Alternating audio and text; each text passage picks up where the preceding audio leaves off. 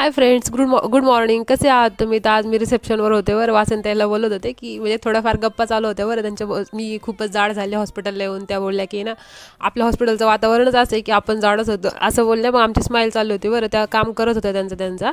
मग त्यानंतर मी ना माझ्या मैत्रिणीच्या मुलीकडे बघत होते एकदम भारी ना बघा ना, किती एकदम घाबरतच नाही लटकायला.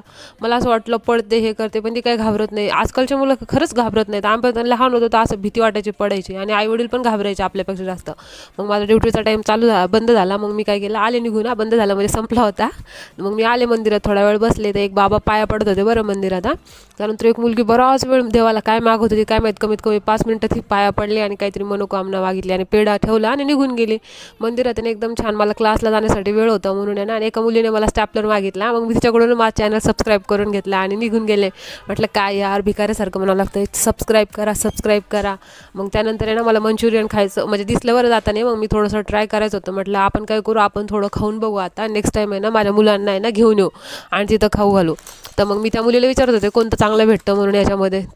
तर ती मला म्हटली की ना हे आम्ही तर साधंवालंच खातो. मी म्हटलं ठीक आहे बाबा.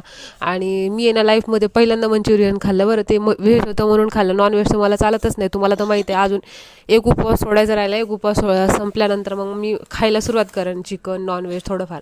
मग त्यानंतर त्या काकाला विचारलं मी की कसं असतं मंचुरियन. मग त्या तिथं मुली बसल्या होत्या वेटिंगमध्ये आणि त्या पण मंचुरियनसाठी वाट बघत होत्या. मग सगळ्या जणांनी मंचुरियन खायला सुरुवात केल्या. त्या मुली एवढ्या हौशाने खात होत्या. ती कोपऱ्याची मुलगी ती खात नव्हती. तिला मी नंतर माझा फोन पकडायला लावला. म्हटलं माझं पण काढ व्हिडिओ बाबा, मला आठवण राहिला. मग मी पण खाल्लं थोडंसं.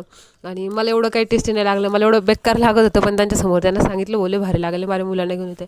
अशी बेचव वस्तू माझ्या मुलांना खायला घेऊनच जाणार नाही मी. म्हणजे दिसायला एकदम आकर्षक होतं आणि त्याची चटणी ना ती एवढी खासं नव्हती.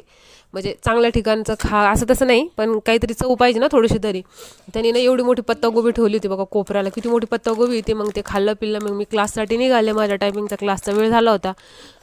टायपिंग क्लासला निघाल्यानंतर मी ना तिथं टायपिंग क्लास 2021मध्ये केलेलं आहे ती टायपिंग पण आहे ना पासच नाही झाले. तेव्हा काही सिरियस घेतलंच नव्हतं. मग मराठीची टायपिंग केली मी एवढी. मग मराठीची टायपिंग करत मी विचार केला बरं झालं आपण त्या बाबाकडनं ये, जिथे मी जॉबला लागले तिथं त्यांनी मला एवढं रडकुंडी आणून सोडलं होतं. इथे मला पहिलंच लेसन त्यांनी माझा 4 दिवस घातला होता. इथं तर माझ्या दुसऱ्या लेसनला पण सुरुवात झाली मराठीच्या. मग मी बाहेर मला आनंदच दिसले मला काय झालं होतं काय माहिती, आज खूपच काही पण खाऊ वाटत होतं. मग मी घेतले आनंद 10 रुपयाचे 2 फोडी आणि खात बसले त्या बाहेर येऊन. मग आणि ना म्हटलं अरे यार आपल्या डाएटचं बँड वाजणार आहे काय माहीत कसं काय, आज खूपच काहीतरी खवड होतं. मग येताना ना माझ्या मैत्रिणीला भेटले थोडंसं 5 मिनिट. तिला म्हटलं माझा फोन चार्जिंगला स्विच ऑफ पडायला आला माझा फोन, आणि ती फोन बघून कशी हसते. लास्टला मी तिला म्हटलं बाय आणि व्हिडिओ आपला संपला. धन्यवाद.